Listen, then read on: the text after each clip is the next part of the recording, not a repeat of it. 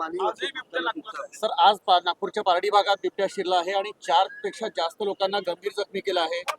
दिवसेंदिवस हा प्रश्न गंभीर होतोय, काय सांगाल? काल सभागृहामध्ये या विषयावर चर्चा झाली आणि मुंबईप्रमाणे इतर भागात देखील आता नाशिक भागामध्ये ऊसाच्या पिकामध्ये किंवा जुन्नर भागामध्ये मोठ्या प्रमाणामध्ये बिबटची संख्या वाढलेली आहे आणि विदर्भामध्ये मोठ्या प्रमाणामध्ये वाघाची संख्या वाढली आहे। या सर्व परिस्थितीचं फार गंभीर परिणाम झालेला आहे।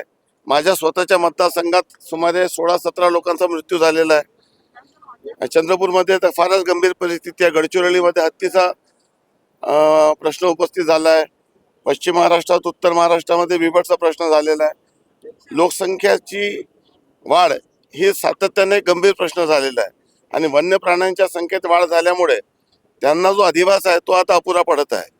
टायगरची टेरिटोरियल फाईटमध्ये टायगरची डेथ होत आहे आणि या सर्व परिस्थितीमध्ये आता मोठ्या प्रमाणामध्ये ग्रासलँड डेव्हलप करणे, हर्बिव्हरची संख्या वाढवणे,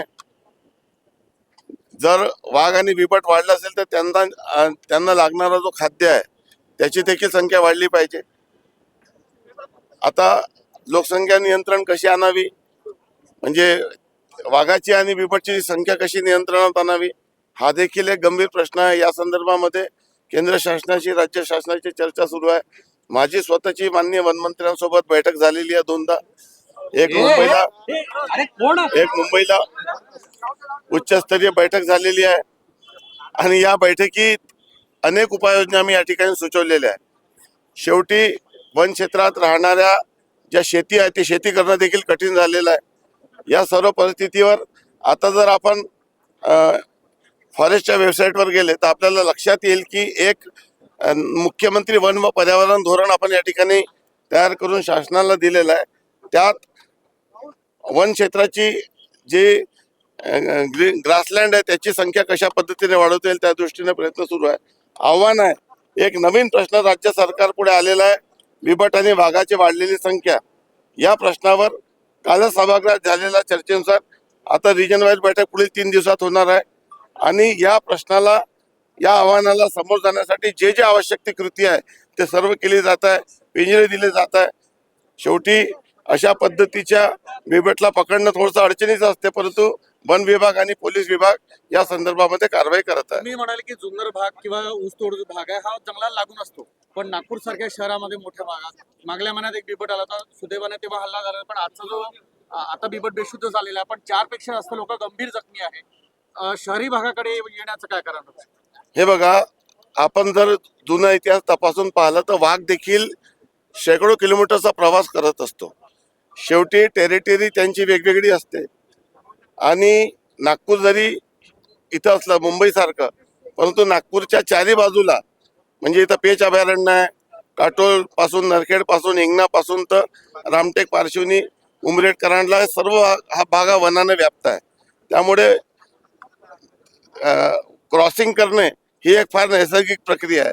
कॉरिडॉर त्यांचा असतो आणि जेव्हा त्यांना जागा मिळत नाही तो नवीन टेरिटरी शोधत असतो आणि शोधून तो या ठिकाणी आलेला असतो। नागरी वस्त्या जंगलाकडे चालल्या असंही होऊ शकतं, का सँक्शन दिलं जात आहे याने किंवा बाकी या गोष्टी? हे बघा, पर्यावरणाचा समतोल राखणं हे आता अतिशय महत्वाचं आहे। माणसाची संख्या वाढली, त्या पद्धतीने वन्य प्राण्यांची संख्या वाढवण्यासाठी आपण खूप कठोर कायदे केले। जेव्हा संख्या कमी होती तेव्हा हे सर्व कायदे खूप आवश्यक होते, परंतु आता संख्या वाढणे हा देखील एक नवीन प्रश्न उद्भवलेला आहे।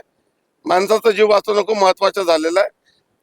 राज्य सरकार या विषयावर सर्व आमदारांची बैठक घेऊन या अधिवेशनातच अजून काही योग्य निर्णय करता येईल का, AI टेक्नॉलॉजीचा वापर आपण करत आहोत, मार्वलला आपण काम दिलेलं आहे। सर्व पद्धतीच्या आवश्यक त्या खबरदारी शासन घेत आहे। बिबटची संख्या जी वाढलेली आहे आणि बिबट जंगलातून बाहेर येऊन येण्यासाठी जंगलामध्ये शेळ्या सोडण्यात याव्या अशा प्रकारची योजना, 1 कोटी रुपये त्यासाठी खर्च केले जाणार आहेत आणि काही प्रभावी पडेल का ही योजना? प्रभावी पडेल? हे बघा, कोणीही कुठलाही माणूस किंवा जनावरा उपाशी राहू शकत नाही। शेवटी तो आपल्या आहारच्या शोधामध्ये कुठे ना कुठे तर फिरणार आहे। एवढ्या मोठ्या प्रमाणात वाघ आणि बिबट वाढल्यामुळे आज जंगल सफारी करण्याची गरज नाही। आमच्या भागात देखील कुठे गेलो तरी वाघ दिसते, अशा पद्धतीची परिस्थिती आहे। मग या सर्व वाघ आणि बिबट यांना लागणारं खाद्य म्हणजे जे हरबिओरा हरण सांबर याची संख्या देखील त्या प्रमाणात वाढणं खूप आवश्यक आहे. भविष्यामध्ये कशा पद्धतीने कॅप्टिव्ह ब्रीडिंग करता येईल का आणि ही संख्या कशी नियंत्रणात आणता आणि हा समतोल कसा राखता येईल या दृष्टीने माननीय वनमंत्री प्रयत्न करत आहे. आम्ही सर्व वन क्षेत्रात राहणारे लोकप्रतिनिधी आमदार मंत्री त्यांच्या या चर्चेमध्ये त्यांच्यासोबत सहभाग घेत आहोत, आपापला अनुभव शेअर करत आहोत आणि काय या संदर्भामध्ये उपाययोजना शोधता येईल ते शोधून त्या दृष्टीने प्रयत्न सुरू आहे. एकच प्रश्न की इतर राज्यातील अभयारण्यात सोडण्याचा का प्रस्ताव म्हणजे दुसऱ्या राज्यांशी चर्चा करत आहे का की जर तिथे वाघाची किंवा बिबट्यांची संख्या कमी असेल तर आपल्या इथे हा गंभीर होता प्रश्न तर दुसऱ्या राज्यातील अभयारण्यात सोडण्याचा काही विचार किंवा तसा प्रयत्न सुरू आहे का? आपल्या भागातील अनेक वाघ पकडण्यात आलेले आहे, पकडून अनेक गोरेवाडामध्ये ठेवण्यात आले, काही सह्याद्रीमध्ये या ठिकाणी पाठवण्यात आलेले आहे. शेवटी एका राज्यातून दुसऱ्या राज्यात वाघ पाठवायचे असतात, त्याला केंद्र शासनाची मंजुरी लागते. ती देखील कारवाई सुरू आहे. नसबंदीच्या संदर्भात देखील काय कारवाई करता येईल ते देखील सुरू आहे.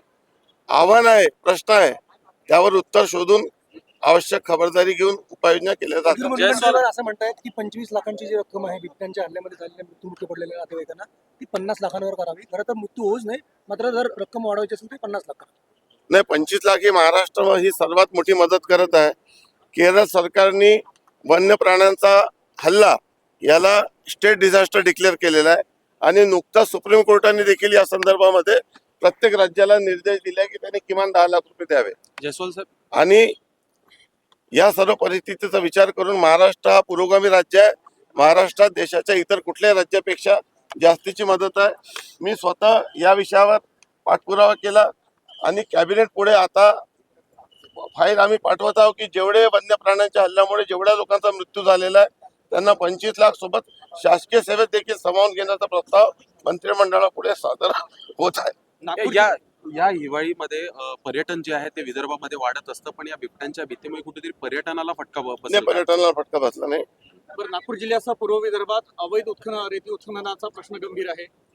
काय उपाययोजना किंवा तुमच्या मतदारसंघात काय तुम्ही म्हणजे प्रयत्न? नाही, आम्ही आता वाढूला कृत्रिम वाढूचा प्रस्ताव सरकारने दिलेला आहे. माननीय महसूल मंत्री याकडे लक्ष घालत आहे.